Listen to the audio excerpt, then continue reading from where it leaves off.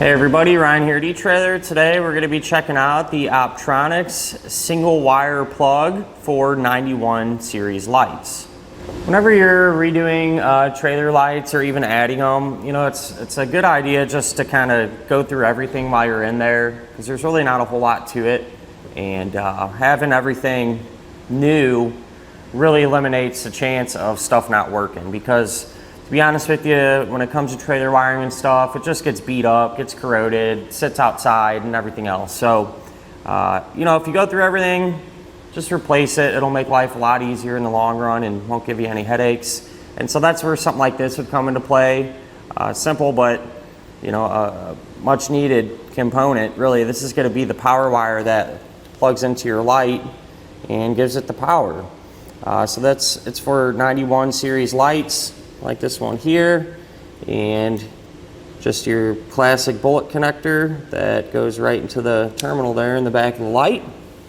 And you're going to use these. You know, there's tons of different types of connectors and housings and things like that.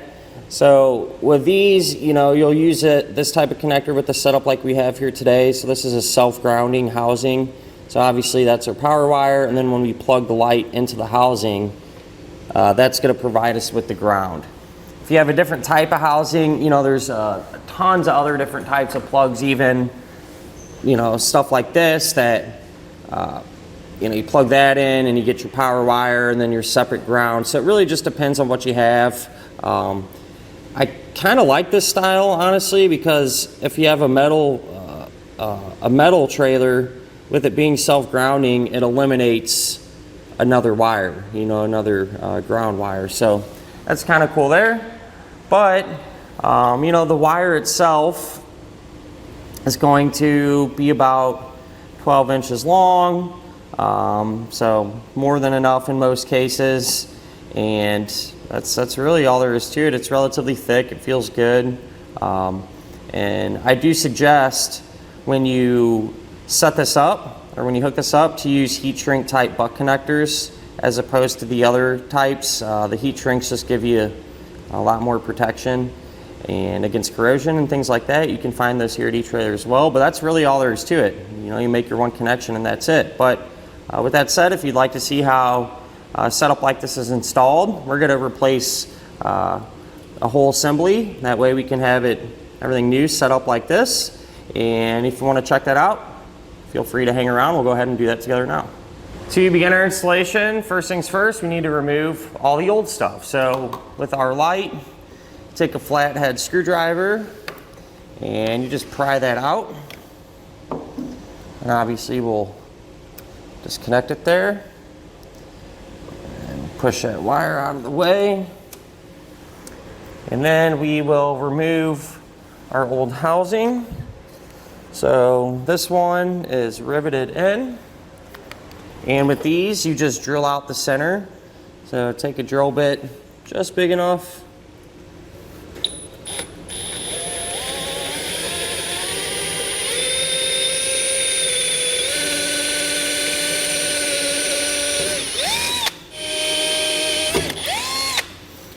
drill them out, and we can get this old stuff removed here. Now we can get our new housing installed. So with these, I like to use rivets to secure them. I would imagine you could use a nut and a bolt if you wanted to, or a screw, but I'm using the rivets. Incense. If the frame of your trailer is metal, when you screw this in, this will ground it to the frame and you'll be good. Since ours is fiberglass here, we have to do something a little bit different. We actually have a ground wire with a ring terminal on it that is connected to the metal part of our frame.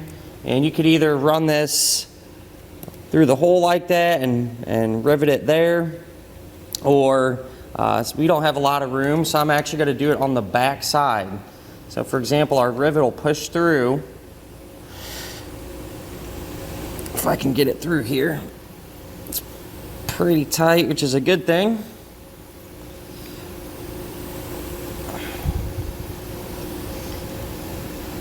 So if you can imagine, this will go through the fiberglass and rivet it on, and then this wire will be on the back side of it. and whenever you huck this rivet, it's going to smash this wire and make it really tight. So the ring terminal will have a good connection to our rivet, which in turn will connect it to our grounding post there. So it's the same difference if you were to do it up here or back here, just whatever's easier.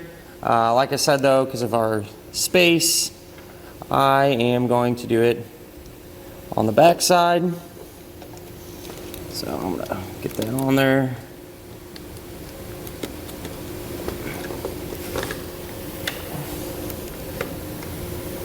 Get this other one in.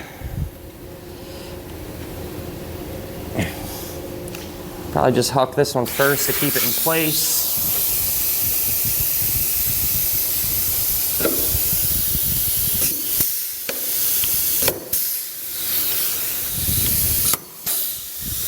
Now we can get our new power wire, our pigtail hooked up. So with this, you can strip back the end of the insulation, which I have done, and this is going to get connected to our existing power wire here using a butt connector. And while I'm doing this, I'm just going to take another piece of wire I have laying around and put it in there as well. That way I can redo my license plate and stuff too. So think about those little types of things when you're doing your wiring. You know, if you're going to be doing other stuff while you're at it, you know, if you can do it all at once, and that's definitely the way. So we have our power wire for our light, and then my extra one that I'll use later on for my license plate. I'm going to twist these together and then put them in the butt connector.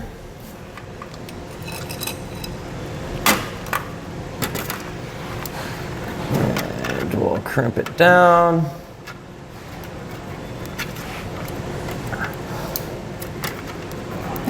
Get a good connection.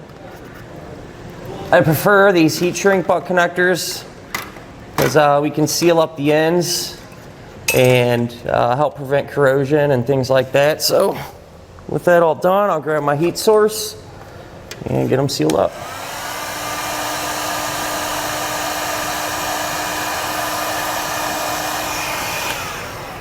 Now what we have left to do is just to take our light, plug the power wire into it, and we'll get this plugged into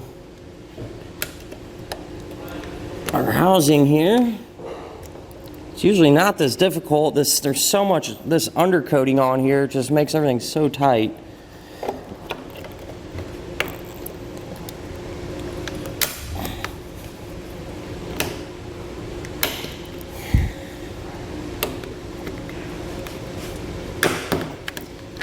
Plug this in though, you want to make sure it actually plugs into that grounding ring, which it did. It felt, clearly was super tight, but it's in there good. I'm going to do the same thing over on the other side of our trailer to replace that light, and then we'll come back and make sure they work.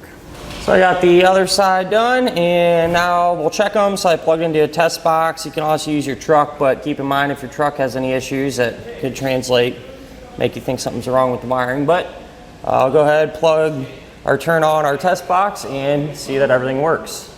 And that'll finish up our look at of the Optronics Single Wire Plug for 91 series lights.